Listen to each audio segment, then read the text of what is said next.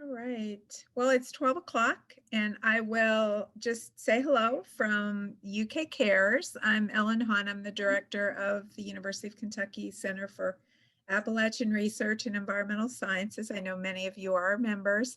If you are not a member and you want to be one, go to our website and you can apply. I also just want to put out a call that if people are interested in certain topics for these seminar series, to please let us know. Kara Richardson is the center administrator, and most of you know that Erin Haynes, Dr. Haynes, is the deputy director of the center, and so I'm going to turn it over to her to introduce our speaker. Thanks, Erin. Awesome. Thank you so much, Ellen. It is my pleasure to welcome you all here today and to introduce our esteemed speaker, Dr. Perry Hystad. He's an associate professor at Oregon State University. Perry received his Master's of Science in Geography from the University of Victoria, and then his doctorate in epidemiology. So he's one of those unique scientists who apply his spatial expertise to the study of chronic disease by looking at place. Place matters, yep. And Dr. Christian is one of our scientists with that same skill set, or yet similar, that he's been applying it in the same way. So I'm really excited to have you here, Perry, and looking forward to your talk and seeing how you are applying this unique skill set at your research in Oregon. So thank you for joining us today. Great, thanks, Erin. So I'll just share my screen here. Let's see if this will work again.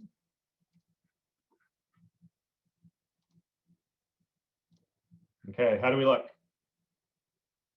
Beautiful, perfect. Cool. Okay, so today I'm going to be talking about, at a pretty high level, about how we're using new technologies to measure and model the external environment. And so this is primarily exposure assessment for epidemiological studies. And so I'd like to start off with, why do we actually need new measurement tools? Some of the best estimates we have for what causes chronic disease shows that around 10 to 30% is purely genetic, while the rest is a combination of environmental factors. And in here, environmental factors is the broad definition of environment. So this is anything that's non-genetic. So this is diet, physical activity, environmental hazards, etc. So many of you have probably heard of the new term, the exposome. This refers to the totality of environmental exposures throughout the life course. And this is really a framework that was presented to complement the genome. So we can measure genetics and their influence on health very well. Right now, we don't do a good job of measuring environmental exposures and how those influence human health. And so this is the image from Gary Miller's new book, The Exposome. There are two general approaches to measuring environmental exposures. One is the internal exposome. So this is using omics technology and everything you could measure in blood. So this is really a top-down approach. And then there's the external exposome. So this is measuring or modeling contact between humans and environmental exposures. And so this talk, I'm very much in the external exposome camp, where I use GIS or monitors to measure environmental exposure. So the exposome really isn't one or the other. It's meant to be this unifying concept for measuring the totality of environmental exposures. But it is important to recognize that there's different utility of internal exposures, biomarkers, versus external measures or models of exposure. And so if you're more interested in causal pathways, systems biology, internal exposure has more relevance for your outcome assessment. While when you're working on external exposures, that's more relevant for regulations, controlling sources, policy, etc. But I do want to stress that both are really needed. And one of the biggest challenges in this field right now is that people tend to work in one of these camps or another. There's very few people that really combine these two together. We've all probably seen this map of John Snow's pump mapping cholera cases. And I'm still amazed that this is used in most modern environmental epidemiology textbooks as an example of modern epidemiology. And hopefully by the end of this talk, you'll realize that when we're looking at measuring environmental exposures, we have a lot of new technologies, and we are way beyond plotting dots on a map to identify spatial patterns. So right now, when we look at environmental exposures, we can either look at whole populations or large populations, which are typically needed for environmental epidemiology. And then we have these smaller individual measurement studies. And so an example of modeling air pollution with GIS, attaching that to residential addresses for hundreds of thousands to millions of people. And then on the other side here is measuring personal air pollution. And so these are often used to validate GIS models, to look at drivers of exposure, but rarely is personal air pollution measurements or personal measures of any exposure used in actual health analyses, just because of the challenges of measuring for that many people. And so one thing that I'll be arguing is that these two fields are converging. So we are now starting to see studies that can use these personal measures in health analyses. So this talk is framed around this commentary paper that we did back in 2017 called Towards Personal Exposure, How Technology is Changing Air Pollution in Health Research. And in this paper, we really argued that there were these three emerging tools or disciplines that when combined would really allow us to estimate long-term personal environmental exposures. And so this is for examining the influence of environmental exposures on chronic disease, where we need years to decades of exposure information. So the first bubble, starting in the blue bubble, this is smartphones. We all know the utility and capabilities of smartphones. They can be a data collection tool for existing health studies, a platform. They can collect GPS time activity data, and they're really enabling the personal sensor revolution that's going on in terms of what we can measure, a lot of these being citizen science sensors. So around 90% of the world's population is expected to have a smartphone in 10 years. And currently 50% of people have some type of health app installed on their phone. And so this is just an example of the categories of apps that are available. Most of these are really focusing on physical activity and diet, with very, very little available for looking at environmental hazards or environmental exposures. And there really is now a low barrier to creating new environmental research-focused apps. So this is an example of the Apple Research Kit. This is an open source platform where you can create apps for research. What is nice here is that once something is created, right? So if there is a cognitive test that's created for another app, that's now available to everybody. And so these are some examples of apps that were released with the health Apple Research Kit. We use this to create what's called a Healthy Places research app. And just for context, this was an undergrad master's student working on his honors thesis that developed an app that is able to enroll participants, track environmental exposures over time, so linking GPS to air pollution data, compare exposures between participants, conduct surveys, and then also provide advisories or warnings to people in terms of where your air pollution might be highest based on models or TRI data, for example. And so creating this app was very easy. What is hard is to get people to actually use it. And so there are a lot of different apps out there. And what we concluded from this pilot study is that you really have to provide valuable feedback to individuals to get them to continue to use this type of app. And so providing information on trends in their exposures, how to reduce their exposures, how they compare to other individuals in their community is really key to keeping people engaged. And this is something that I think is the challenge with this technology, is that it's easy to create a research app. How do you get people to actually use it and continue to use it is what actually takes the most research right now. One thing that does work really well is that smartphones enable GPS time activity data. So this is an example from the Washington Twin study.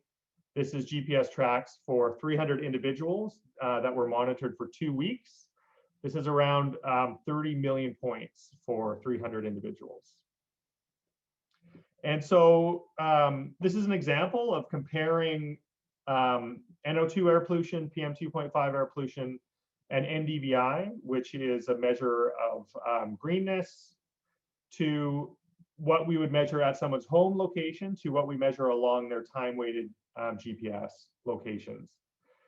And you can see that the correlations range from 0.8 for PM2.5, right? So this is more of a coarse spatial resolution, down to 0.52 for NDVI and 0.65 for NO2.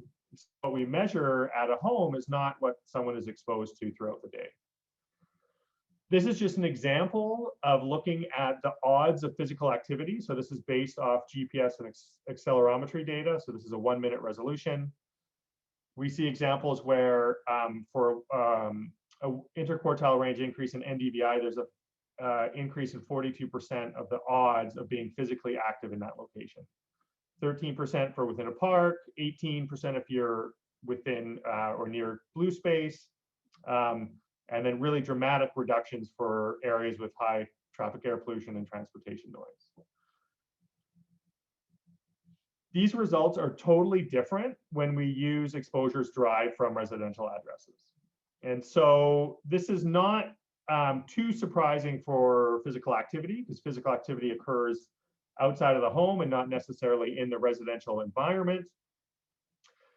But when you think that most GIS-based studies, probably over 99%, use residential address only for their exposure assessment, this is a cause for concern. And so when looking at air pollution, for example, air pollution is still relevant when you're at home, when you're sleeping. It's a passive exposure. So the results may not be as bad.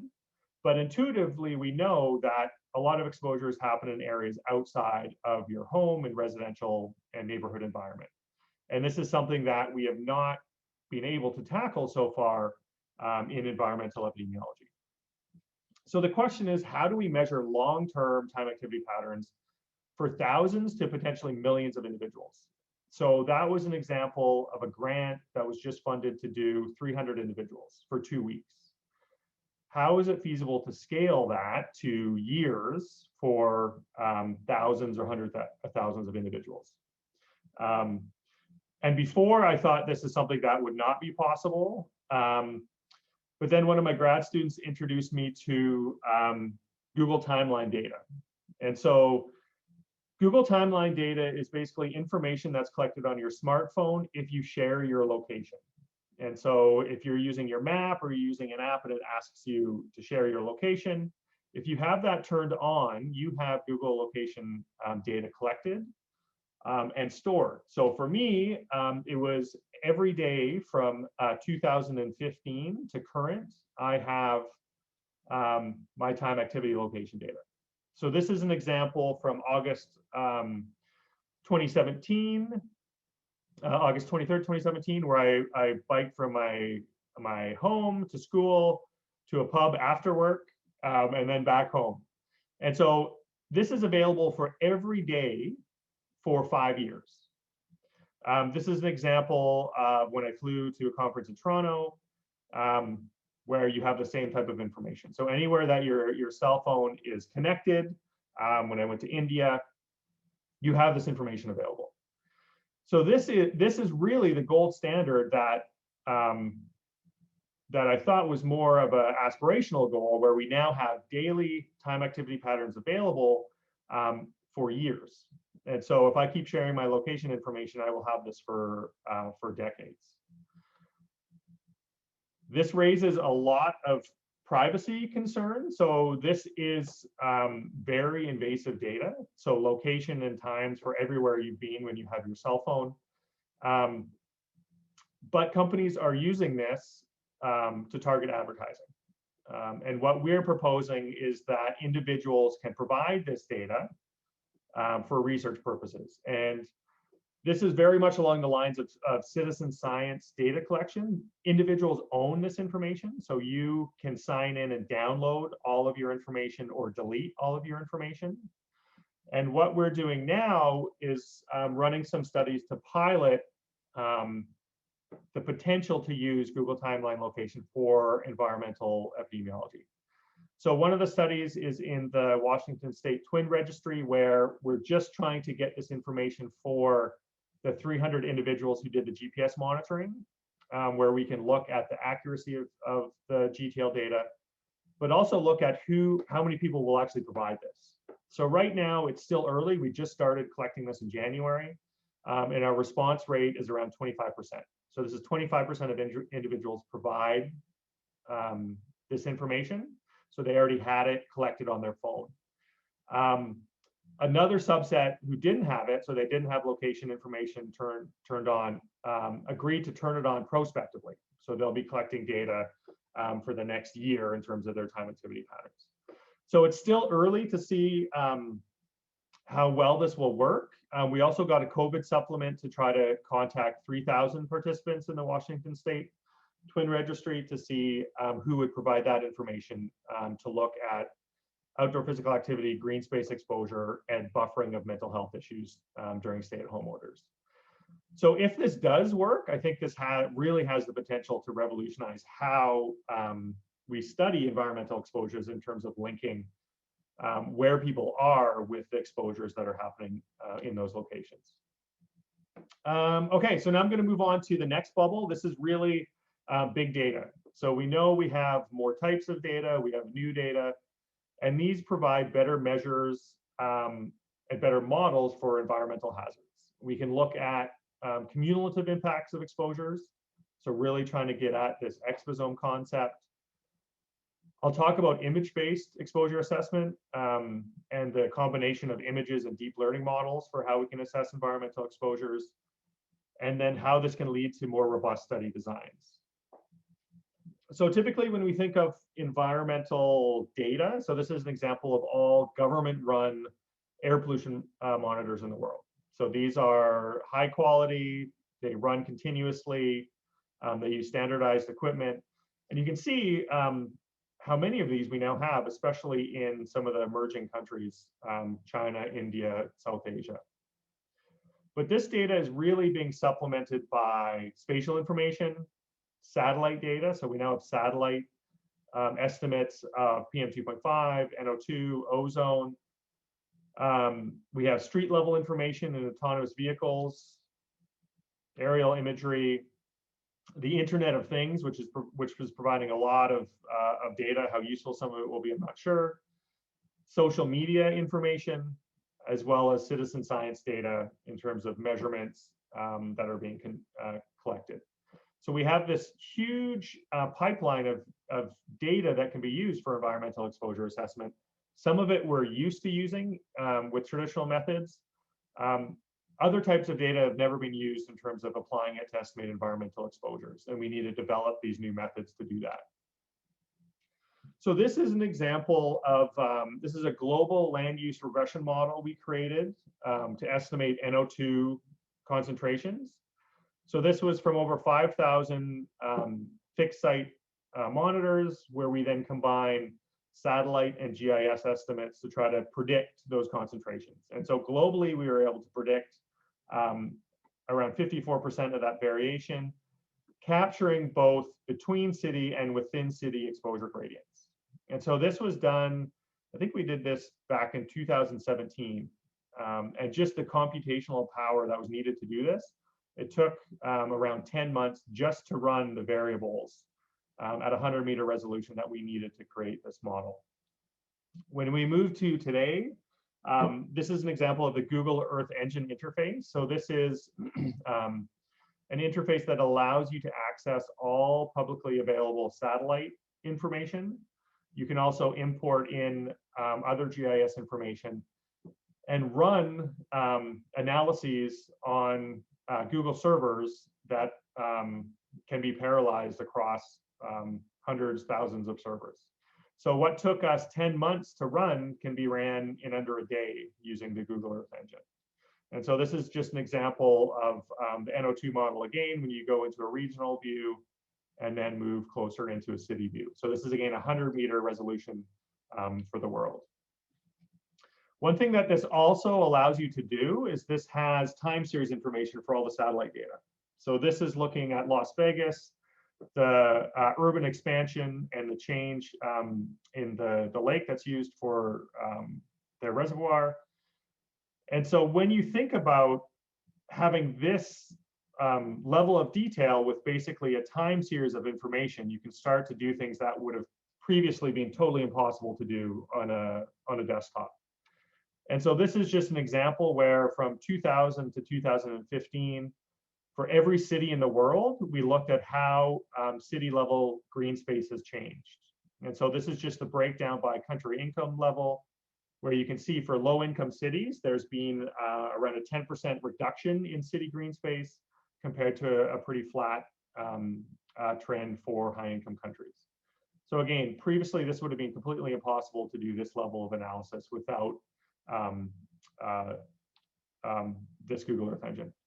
And so I'm still amazed that a lot of people are not aware of this and are not using it, especially for these large scale health studies that may span a long temporal period. And so we have just a 2-day boot camp, introductory workshop from June 21st to 22nd. That's really looking at how do we use the Google Earth Engine for environmental exposure science and epidemiology. And this will go over some basic examples of how you estimate different exposures in the Google Earth Engine. So if you're interested, reach out. The next thing that's really changing quickly in terms of methods to estimate environmental exposures is leveraging images. And so this is just an example here. If that star is where someone lived, we have high resolution aerial imagery, we have satellite imagery, and then these are examples of street view imagery. And so these are just sampled, for example, around where someone might live. And we can take that imagery and combine it with deep learning models to predict a lot of different things. So we can automatically identify the objects that are in an image.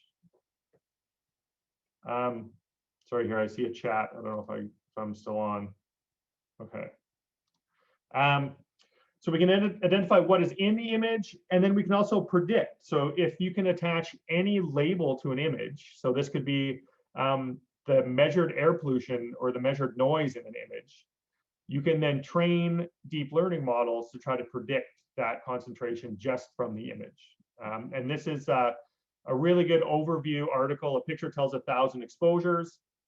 That really breaks down how images might be used for these type of assessments.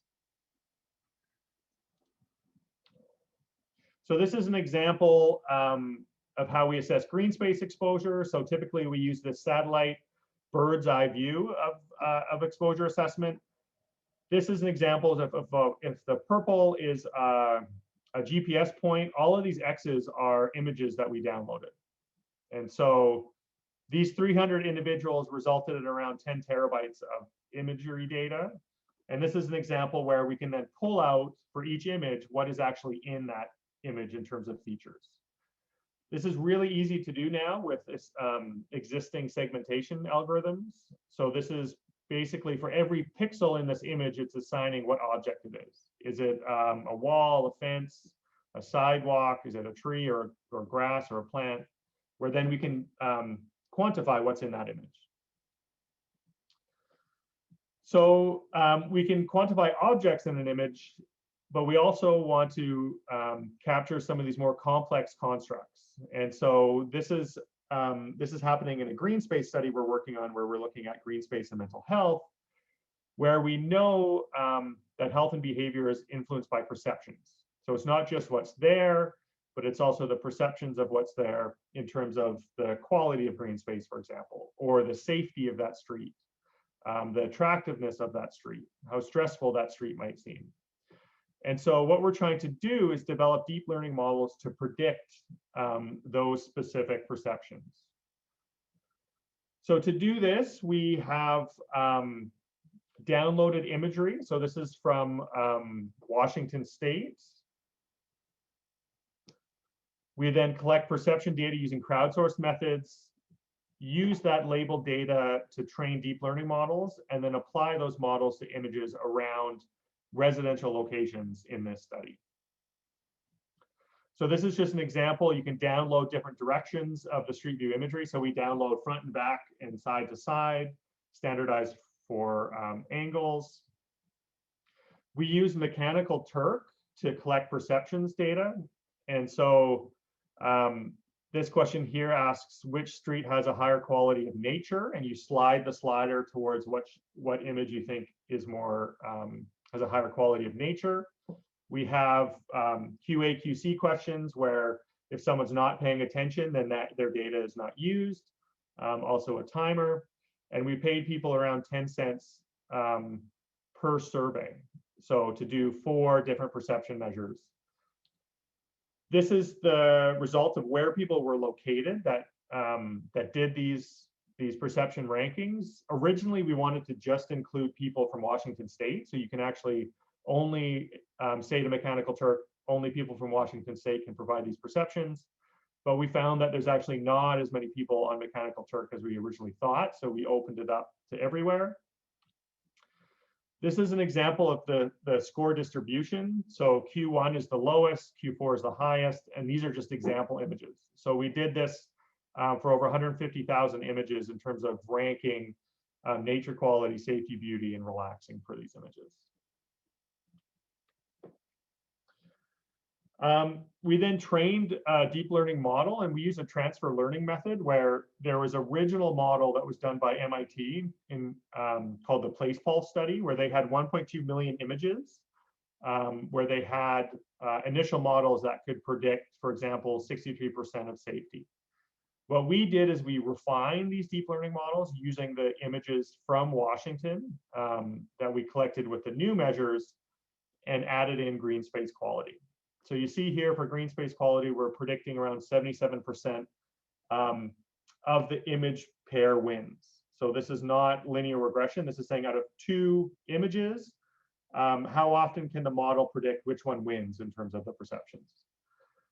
And so this is an example of the specific features. So for beauty, the specific features that are driving increased scores. So we see a lot of the nature-based features are what's driving increased beauty perceptions in that image. And this is just normal regression models here. So we're doing okay. Safety is one that we're not doing very well, but we're able to predict some of these perceptions for these locations. One thing that I think is really important to recognize is that big data does not equal better information. And this is true for exposure assessment. So just because you throw more data at it does not mean that you're actually going to get better measures of exposure. But I think this is also true for the end goal, for what we're trying to do in terms of provide better information in terms of how environmental exposures influence human health and how those can be modified. So what we really need is big data plus robust study designs. And big data can reduce exposure measurement error, and that's what a lot of the models that we've been building. But big data also provides more flexibility for how you do exposure assessment and how you design studies that utilize that exposure assessment. And so you can ensure that exposure methods are unrelated to confounding factors. So socioeconomic status is one that we're always concerned about in environmental epidemiology. So we can use instrumental variables. Wind is one I'll talk about. And then with big data, we can capitalize on natural experiments. So if we have data at higher resolution for larger areas for longer time periods, we can really look to see what are natural experiments that may change exposure without changing some of these confounding factors that we're typically concerned about. And so one method that's been used a lot in economics is the difference in difference analyses, which is now starting to emerge more in environmental epidemiology. So this is just an example of using big data to better match a counterfactual population. So we're doing a lot of research looking at oil and gas development and potential air pollution exposures. One thing we're really worried about is just the differences in population characteristics if you're near a well versus far away from a well. And so we can use propensity score matching to try to make those populations as similar as possible. But that is just making them similar based on observed variables. And so even if we match on a whole bunch of sociodemographic information, there's still the unobserved differences that could exist. And so this is where we're trying to do a study where we match. So this is in Texas, looking at adverse birth outcomes. If these are wells, we match women who live upwind to women who live downwind of a well. So we're doing direct matching to say, okay, if people are living within 1 kilometer of a well, when they move into that area, do they really know what is upwind or downwind, or predominantly upwind or downwind? So trying to use wind as an instrument variable to reduce potential confounding. We're doing the same thing with traffic air pollution. So a lot of the times you'll use buffers for exposure or land use regression models, but this is still assigning people who live near roads to the highest exposure categories, and people who choose to live near major roads are different from people who don't. And so what we're trying to use here is we have hourly wind data. So this is actually available for the world, and there's a different data set for North America. We can combine wind rows with road networks to look at upwind and downwind of major roads, and then also start incorporating other measures. So this is looking at potential shielding from highways from trees and buildings. So how does that influence air pollution dispersion as well as noise propagation? And so this is just all big data where we're able to do these calculations basically for 20 years for every location in Texas to link to this air pollution study. This is an example of using the difference in differences approach. And so this is a project where we're looking at how local congestion programs, so this could be an HOV lane moving from stop and go tolls to e-tolls, different types of construction projects that are meant to reduce congestion. And part of that reduction in congestion should reduce air pollution exposures, which then we can examine how that change has resulted in less impacts to adverse birth outcomes. And so this is really looking at, can we find roads with this policy change where we have an exposed group and an unexposed group, but then also have a road without this policy change. And so this is a study that was recently funded in Texas, where we're trying to isolate the impact of different types of construction projects on major roads to potential health outcomes. Okay, that's the end of the big data section. I'm just looking at the time here to see how I'm doing. The next section is looking at sensors and personal measurements. So this is really the gold standard for when we're thinking about an external environmental exposure. So can we measure it on the person, right, as they're moving around in their day-to-day lives? There's this new paradigm where we're moving towards smaller, more inexpensive environmental sensors. So this diagram here shows the current approach, right, where we have a large fixed site, high quality government monitor, but it only measures in one location. They're very expensive. Where we're moving to this low cost sensor that might not be as accurate, but can measure in more locations, can be worn by individuals, and can then provide information back in a crowdsourced manner. So if you go look on Kickstarter right now, there are probably hundreds of new monitors that are proposed to be developed. These include air pollution monitors, noise monitors. You need to be really careful when you look at these monitors. A lot of these are not calibrated or not tested. There are some good EPA websites where you can actually go and examine which of these new sensors have been evaluated against reference methods. There's also a lot of new sensors besides just air pollution. And so this is an example of some of the sensors that are now available that can also measure physiological responses to environmental exposures. So for example, this is a study we did where we wanted to examine if we randomize people to different routes, where one was high green space, one was medium, and one was low, how did physiological stress responses change? And so you can have mobile EEG to look at brain activity, you can have blood pressure, heart rate, and then you can measure all the air pollution. And so this is really trying to merge the lab-based experimental studies that have been done in environmental psychology with more real-world exposures. And so how do we bridge that really short-term evidence with the long-term evidence that we get from observational studies? So when we think of sensors, we're not quite at the tricorder yet, but this area is evolving so rapidly. I mean, there are some amazing new sensors that are being developed. And so there's huge opportunity to integrate these type of technologies into health studies going forward. Okay, so pulling it all together, I talked about how really we need this combination of smartphones, big new data, new measures and models, as well as personal sensors to look at long-term personal air pollution exposure assessment. I don't think I've actually got a study that fully integrates these yet, but the closest I've got is the Pure Air study. So this was a global assessment of air pollution and cardiovascular disease. And so we just finished the 5th year of this, and the grant is actually done now, but we still have a lot of analyses to do. And so this leveraged the prospective urban and rural epidemiological study. This was a prospective cohort of 160,000 adults who lived in 750 communities in 21 countries.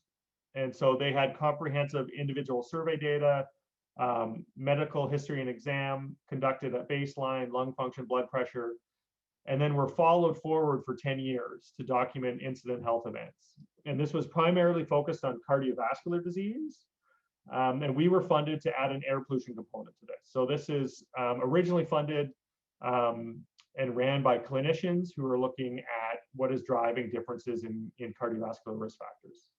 And so one thing that was really missing from this study was the environmental component. And so how we approached this was to look at outdoor ambient concentrations using a combination of satellite data, so 1 kilometer predictions of PM2.5. We had our global NO2 LUR model. We had survey data where we asked about fuels used for cooking and heating, the type of home someone lived in. And then we did air pollution and GPS monitoring. And so the big challenge here, and where this study really falls apart in terms of the framework I just presented, is that logistically we could only measure for 48 hours. And so our GPS and air pollution data is only for a 2-day period. We have repeats over time, but just logistically, we could not leverage the long-term smartphone data collection to look at that long-term GPS data. I mentioned previously just the challenges of low-cost sensors. So at the start of this project, we examined a whole bunch of new sensors that were emerging. We did some pilot tests. We ended up using the ultrasonic personal air sampler, which is a filter-based integrated sampler. So we just get one measure of PM2.5, but we can look at composition and black carbon. We tested a lot of these other really cheap, more citizen science optical sensors, and a lot of them were really bad. Like you could flip a coin and it would give you a better estimate of air pollution. So they have improved, but just a warning that to make sure to really validate these sensors. So we ended up measuring air pollution in 4,500 households, in 1,800 personal samples, and then we also gave wristbands. So these are Kim Anderson silicone wristbands that can measure over 1,500 chemicals. So we put these out. This was not in the original grant. We haven't actually analyzed them yet, so they're still in the freezer. But we have a lot of personal information in terms of air pollution exposures. The challenge really is how do we integrate this information for health analyses? And we've done a good job, if I just go back here, looking at specific exposures and health outcomes. So we've published our main paper on PM2, outdoor PM2.5 and cardiovascular disease, NO2 and mortality. We've looked from survey data to look at household air pollution and mortality and cardiovascular disease.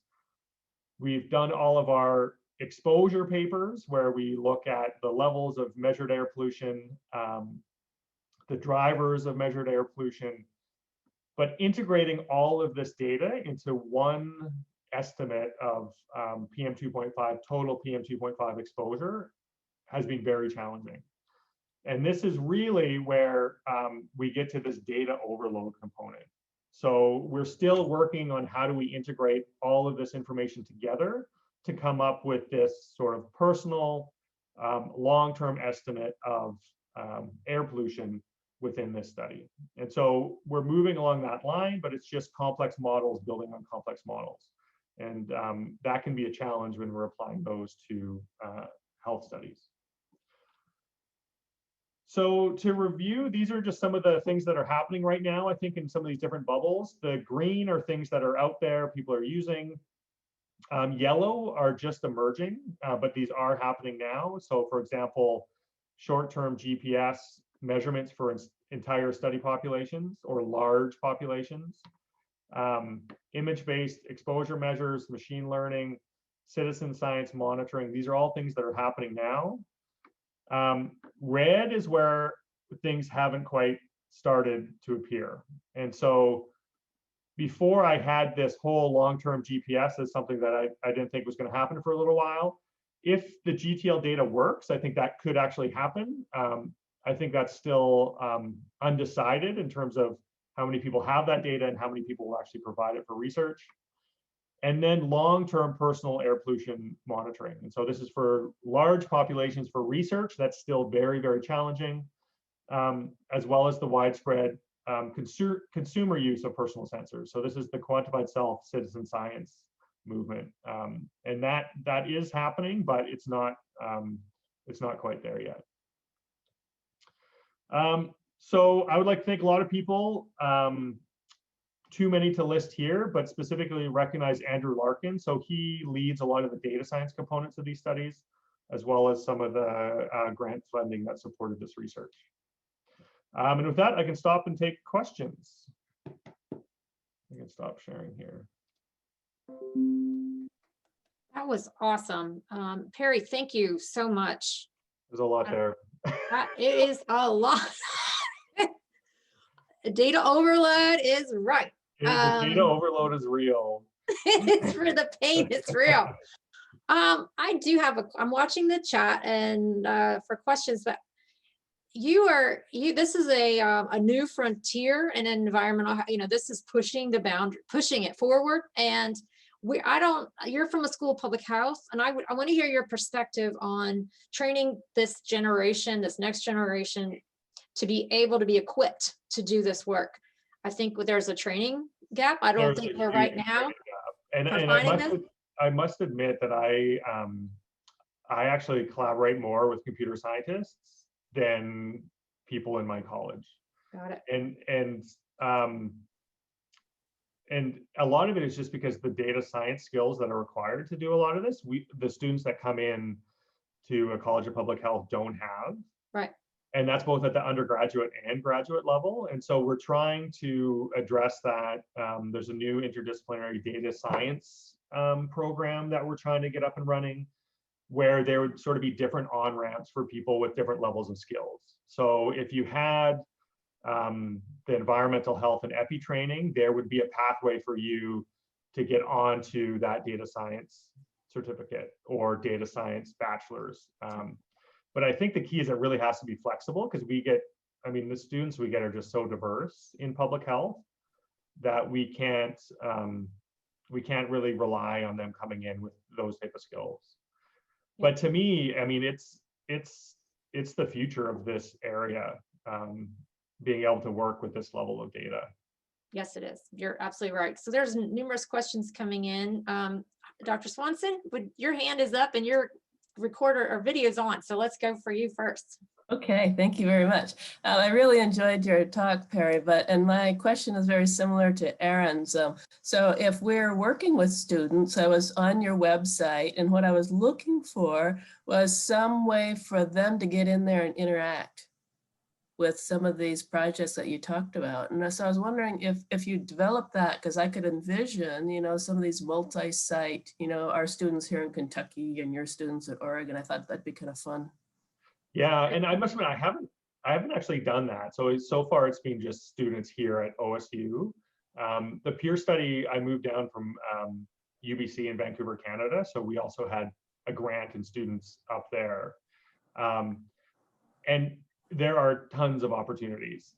I mean, in terms of just the data and research needs. And so I think developing something like that would be really exciting. It's just making it sort of feasible in terms of time constraints and logistics. But I think especially when things start to get this interdisciplinary, you really need these teams. Yep. And so that's been what's been really fun, is that I've learned a ton doing this, because I'm not a data science expert, right? So I've learned to work with data science people and come up with questions and ideas, and then work with them on how to implement them.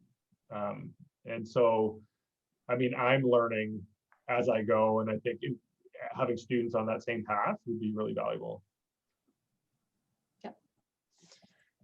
That's great. We have a question from the Kentucky Geological Survey, which is an enormous amount of data on geology, topography. Dr.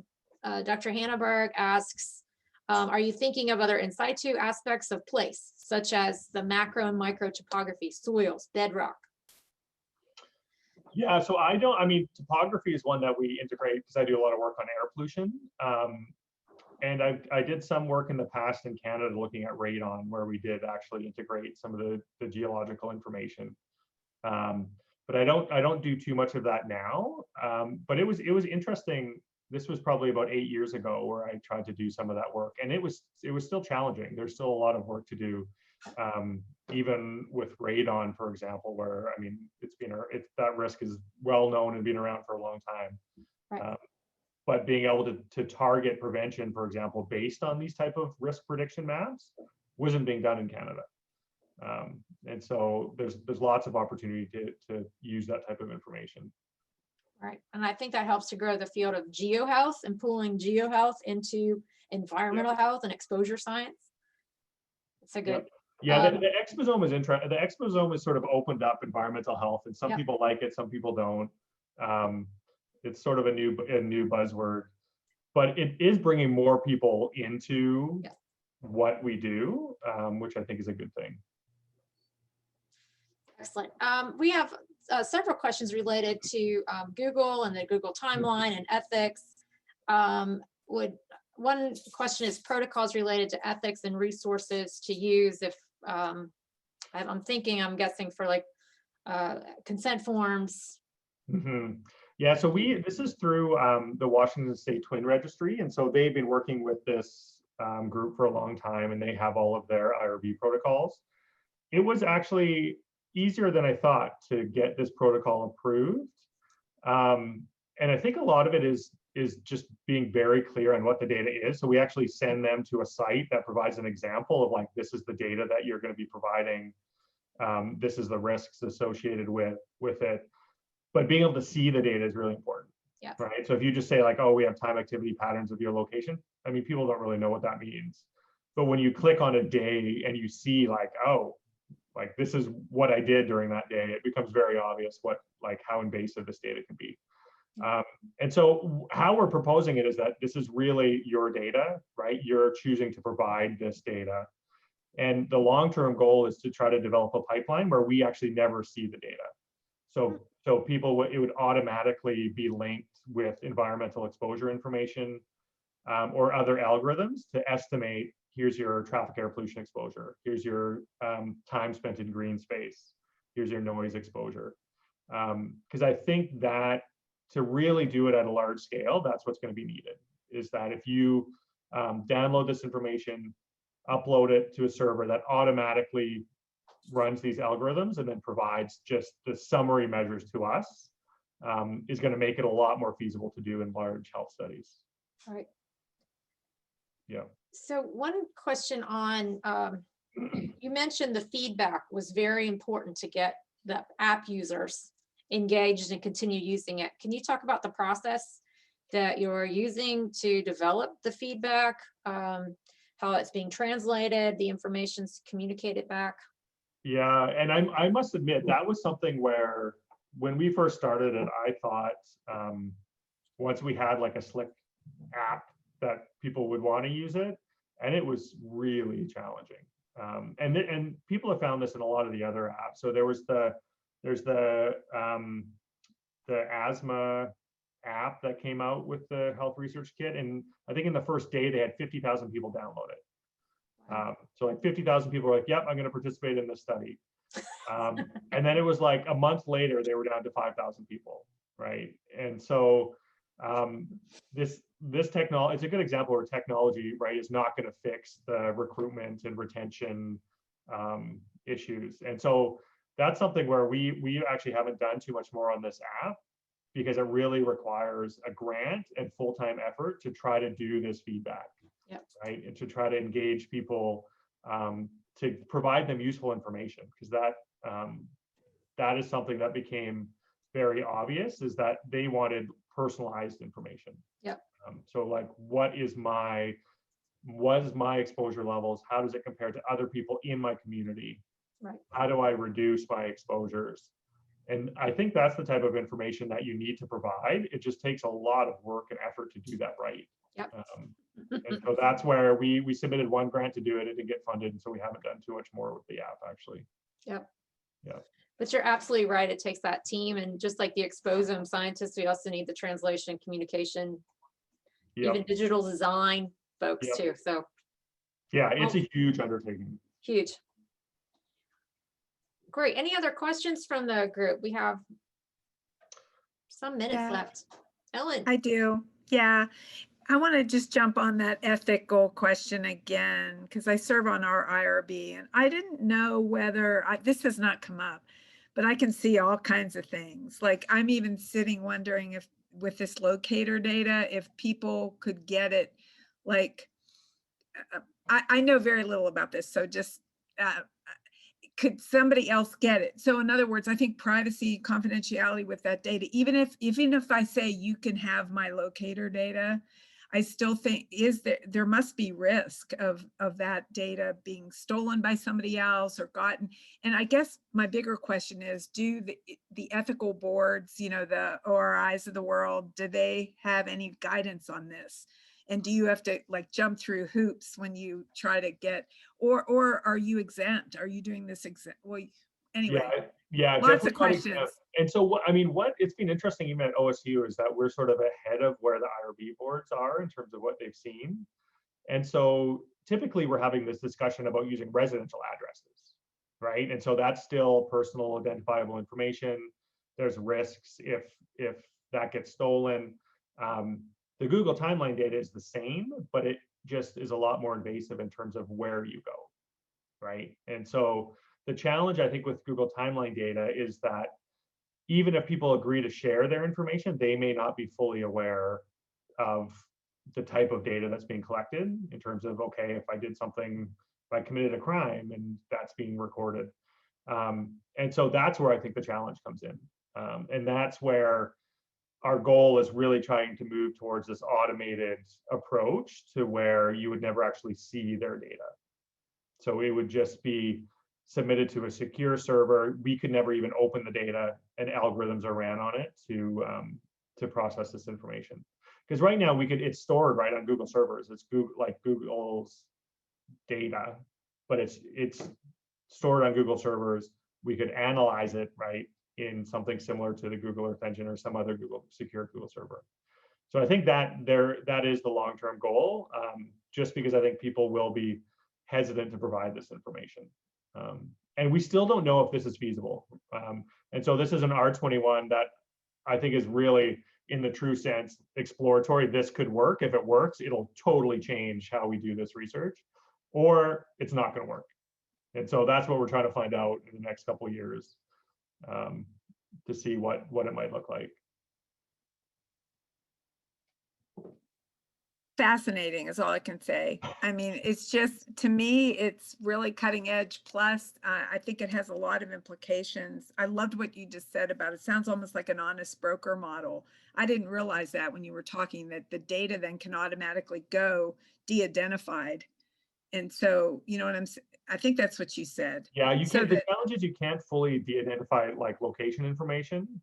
So it's Mhm. a little bit unique, even if we put a random ID on it, it's still their exact location, right? You can figure out where their house is, where their work is. And so that's the Okay, challenge. so that isn't, okay, I didn't hear Yeah, so you. you can, and that's the challenge with spatial information. You can't, if you really want to do personal exposures, you can't fully de-identify it. And so when we use some of these other things, we can put like we can randomly shift locations, and but it's still nearly impossible to fully make it not personal information. And that's the challenge a lot of the times with sharing this type of information, right? So with like genomics, yes, there's ways that you can pool and share information, but with the spatial data, it becomes a lot harder. Yeah. I see some question about the Google. Oh, that's just a link to the bootcamp. Yeah, so the 2-day workshop is just like introducing the Google Earth Engine. How do you use it to look at built environment exposures, air pollution, heat, planetary-based exposure stuff. Because it is, I mean, it's a tool that saves you so much time compared to using sort of traditional GIS-based methods.